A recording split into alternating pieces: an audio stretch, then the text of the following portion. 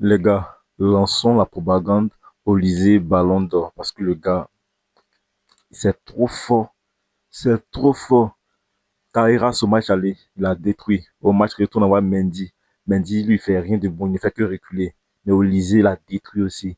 Et il vient, il détruit la lucarne avec un but incroyable. Ce gars, il est fort. Il est fort sur les techniques.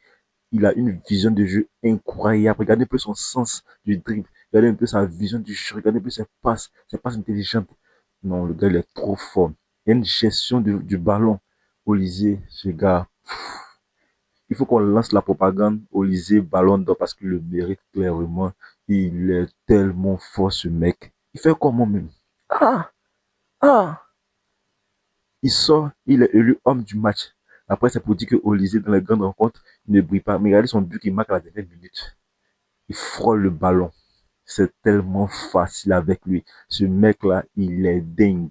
Je dis bien, il est dingue. Quel but d'Olysée. Vraiment, ce gars-là. Il ne cesse de m'épater, en fait. Et il dit que Crystal Palace, tu as vu Crystal Palace, ils ont vraiment déconné avec Olysée. Ils ont vu Olysée, ils ont cru qu'Olysée, c'est... En fait, tu vois, personne ne croyait en lui, en fait. L'histoire de Lizzie, c'est une histoire vraiment incroyable. Et j'espère qu'un jour, je ferai une vidéo sur lui. Parce que le mec, là, il est tellement fort. Et aujourd'hui, c'est lui qui vient nous sauver. Bon, on était déjà qualifié, mais il vient. Il n'a pas peur. Il s'en va, il tire, il marque. Simplement. Il a frôlé le ballon, ça vient dans la lucarne. Lui, il est grand, mais on s'en fout. Il plonge, mais il ne peut pas arrêter le ballon parce que c'est Olysée qui tire. Le nouveau Lionel Messi, je pense bien. Lui et l'ami Yamal, personne ne les arrive à la cheville. Cette saison, Olysée doit prendre ce ballon d'or là. Je dis bien, Olysée doit prendre ce ballon d'or là. Il fait une passe D au match aller. Et aujourd'hui, il vient, il marque. Vraiment, le mec, il est tellement fort. Il est tellement fort, il est grave fort. J'ai envie de parler de lui pendant cette vidéo là. Toute cette vidéo, parce qu'il y a tellement de choses à dire, tellement de choses à dire. C'est tellement difficile d'arracher la balle. Je sais pas, mais il sait lire le jeu. C'est difficile d'arracher la balle. Est-ce que vous avez déjà vu Olivier perdre un ballon au football? C'est presque impossible que ça arrive. Maintenant, il y a un autre joueur aussi qui m'a vraiment énervé aujourd'hui. Vous savez, c'est qui? Manuel Neuer.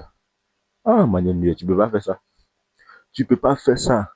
Toi, au match aller, on a parlé de toi, on a fait tes éloges, tout le monde a crié au génie, mais aujourd'hui tu viens et c'est toi qui nous plombe le match là. Tu donnes une offrande à Dragouleur. Pourquoi? Pourquoi cette erreur stupide là? Non, Madame Neuer m'a tellement énervé aujourd'hui. Il m'a tellement énervé, j'étais remonté contre lui. Mais c'est quoi ça?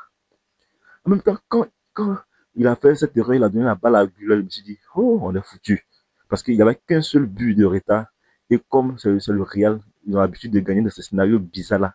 Et qu'il a fait cette balle-là à Güler, je me suis dit, oh, on est foutu. Ça a commencé. C'est quoi cette passe-là? Il ne se lève même pas la tête. Non, c'est quand il a marqué, je me suis dit, on est mort. À domicile, ils vont nous marquer, en plus avec des erreurs. Quand c'est comme ça, la confiance disparaît. La confiance disparaît et Dieu merci, dans la sixième minute, il y a Pavlovic qui vient égaliser. Égaliser, je me suis dit, ah, c'est bon, après on peut tenir encore. Il n'est même pas fini de parler. Après, il y a chose qui vient marquer. Adrien Goulet qui vient marquer sur un coup franc imaginaire, parce que pour moi, il n'y avait jamais coup franc sur cette action-là. Mais la bêtise coup franc, ok, il n'y a pas de problème, il vient, il marque. Nueux encore est là, il ne bouge pas. Bien vrai qu'il a touché la balle, mais Nueux, tu peux faire mieux. Tu peux faire mieux. En fait, souvent, Nueux, je ne sais pas, mais il est tellement, comment on dit ça, il sait pas, on dit quoi même, il est, comment on appelle, bipolaire en fait. Il fait un match extraordinaire et après aussi il vient te plomber le match là. Comme on l'a vu hein, en 2024 face au Real Madrid, il faisait un bon match et il fait une erreur à la dernière minute qui tue le Bayern. Aujourd'hui encore c'est pareil, mais heureusement qu'aujourd'hui on gagne. On gagne. Voilà, donc ici, je pense que si ce coup franc, il n'y avait pas coup franc, mais ils ont marqué, on va parler, parce que là, il n'y a pas coup franc, tout le monde sait, tout le monde a vu qu'il n'y a pas coup franc. C'était une simulation, une simulation, là, il n'avait même pas touché. Mais l'arbitre là, ok, il n'y a pas de problème. Après, on évolue encore dans le jeu, on évolue dans le jeu. Kamavinga, point un carton jaune, voilà, il a détruit une action, comment il s'appelle, le petit génie là, le petit génie, de Jamal Musiala qui partait avec le ballon. Il a retenu par son maillot. Après encore, il vient faire une faute sur Harry Kane. Maintenant, on veut jouer vite, il confie la balle. Donc, c'est normal que l'arbitre lui donne un carton, un autre carton jaune. Parce qu'il avait énervé l'arbitre. Et les gens trouvent ça scandaleux qu'il n'y avait pas de deuxième jaune. Mais les gars, vous aussi, arrêtez ça. Arrêtez ça. Quand le Real Madrid se qualifiait dans les conditions bizarres qu'il parlait, moi je pense que l'arbitre n'a jamais été litigieux. C'était normal. Il n'y a aucun problème, aucune contestation dans cet arbitrage-là. Aucune, je dis bien aucune contestation dans cet arbitrage-là. L'arbitre a tellement bien arbitré aujourd'hui, il n'y a rien à dire. Il n'y a rien à dire. Donc, allez-y pleurer ailleurs. Tu vois, il va, les gars, en conférence de presse accusent l'arbitrage. On s'en fout, les mecs. On s'en fout. On s'en fout. Je ne pense pas qu'il y ait eu vol dans ce match-là. Vous méritez de perdre. Peut-être en première mi-temps, vous avez joué, vous avez joué, vous avez joué, mais en deuxième mi-temps, vraiment, c'est nous qui avons joué. Je dis bien, c'est nous qui avons joué en deuxième mi-temps. Donc, on va commencer à parler de certains joueurs aujourd'hui. On va commencer par on va commencer par Neuer. Neuer, je pense que lui, aujourd'hui, c'était catastrophique. Je pense que c'est la flop de ce match-là. Mais Neuer, aujourd'hui, il m'a tellement déçu. J'attendais beaucoup de lui, en fait, ce match Neuer-là. J'attendais trop de lui et il m'a tellement déçu. Stanisic, aujourd'hui, Stanisic, bon, il n'était pas trop bon dans le match aujourd'hui. Il est sorti à la 46e minute. Alors ça, c'était carrément mérité. Et il s'est fait remplacer par Davis, c'est normal parce que c'était pas bon. Alors là, pas du tout. Stanisic, c'était pas bon du tout. Voilà, je n'ai même pas apprécié son match. Après, on a Dayo Upamecano. Dayo Upamecano, ouais, c'est le mécano de notre défense. Parce que le gars, il est taré. Regardez son match qui nous sort. Il a dégoûté Vinicius Junior. Il était l'homme fort du moment. Il a vraiment, mais bien vrai qu'il a fait quelques erreurs. Il a fait quelques erreurs, mais je pense que dans l'ensemble, il fait un très bon match. Très bon match. Vinicius ne pouvait pas. Vinicius ne pouvait pas. Et d'ailleurs, Upamecano, j'espère qu'il sera toujours comme ça dans les grandes rencontres. Il a tellement bien joué, je suis très heureux pour lui aussi. Il y a Jonathan Ta. Jonathan Ta aussi, bon, moi, je ne l'ai pas trop vu. En tout cas, vraiment, bon, c'était normal en fait. Je ne vais pas dire qu'il a mal joué ou il a bien joué, mais je pense que c'était normal. Il a joué son rôle qu'il devait jouer. Vraiment, c'était bon. Jonathan Ta, c'était super aussi. Ouais, je pense que c'était normal. L'AIM aujourd'hui, moi, je l'ai pas trouvé trop aussi dangereux. Parce que l'AIM, on sait, il est dû sur l'homme. Mais aujourd'hui, tu vois, l'AIM, c'était un match voilà, moyen. C'était un match moyen, au même titre que Jonathan Ta. J'ai pas trop ressenti de comment on dit ça, voilà, le truc là. Maintenant, Kimmich, Joshua Kimmich, c'est le meilleur 6 au monde. Je m'en fous. Moi, je parlais de Vitina. Vitina, c'est qui devant Kimmich? Kimmich, le gars, il est fort, il est posé, il maîtrise son sujet, en fait. Il sait temporiser le jeu, c'est lui qui dicte le jeu. Vraiment, il est bon, ce gars-là, il est bon. Je pense que lui, au milieu, il a fait de très belles choses. Joshua Kimmich, vraiment, c'est mon kiff, en fait. C'est l'un des meilleurs milieux au monde. Si c'est reste le meilleur milieu au monde. Et aujourd'hui, quand le Bayern va remporter cette Ligue des Champions, là, il y aura beaucoup de lumière parce que Kimmich, vraiment, il est tellement fort. Il perd presque jamais la balle. Est-ce que c'est possible? Non, Bayern, nous sommes trop talentueux. Il ne perd presque jamais la balle. Je sais Kimmich, vraiment, il faut que on lui fasse beaucoup de loges parce que le gars, il est fort, mais il est dans l'ombre, en fait.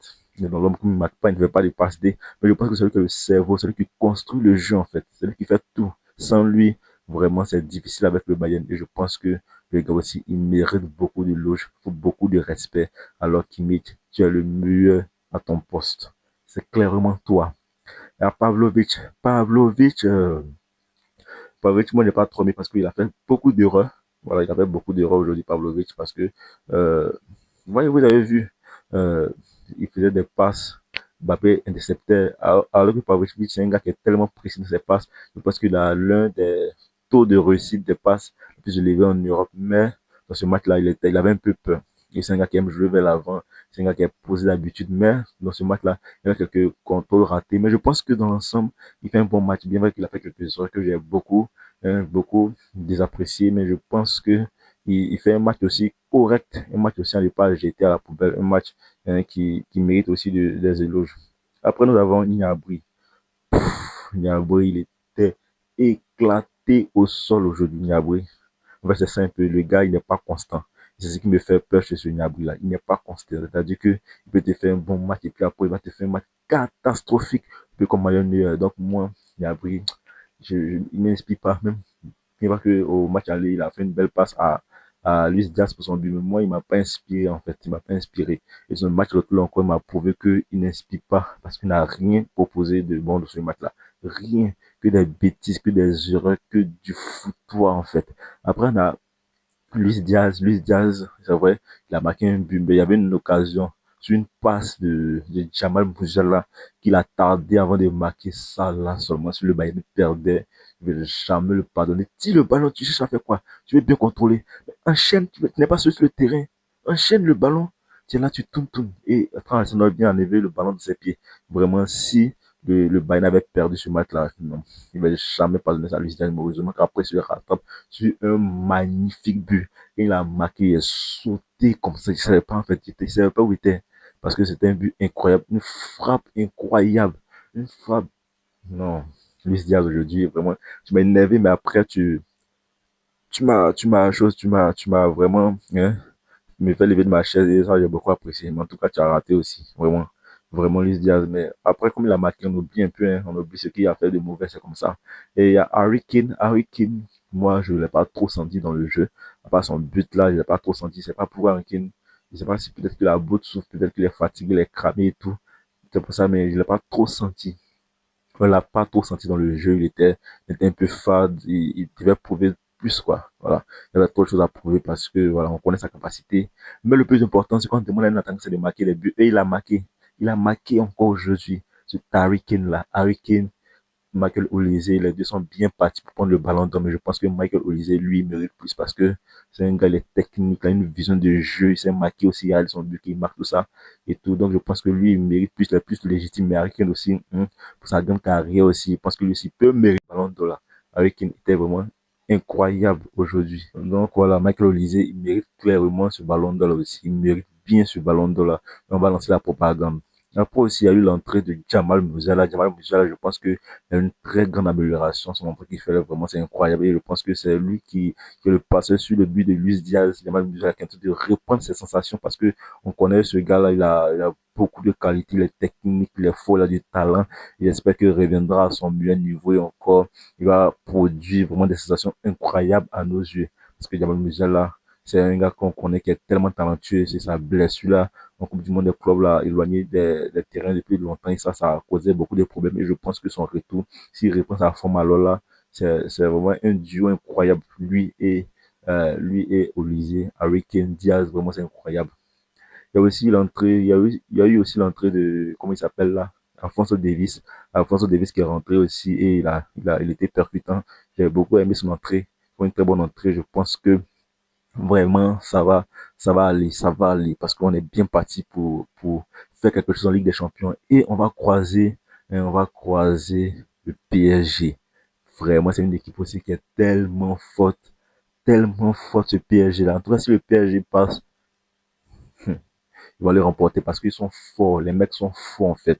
Ils sont forts, mais je pense que le Bayern aussi a son mot à dire. Le Bayern a son mot à dire. Mais moi, franchement, on a gagné, mais pour vous dire, je suis pas trop content parce que ce Bayern, ce Real là, il fallait les humilier en fait. Et cette erreur de Manuel Neuer a plombé ce match. Cette erreur de Manuel Neuer, vraiment, c'est ça qui nous tue en fait. Parce que s'il ne fait pas cette erreur là, je pense qu'on allait battre ce Real là vraiment très mal.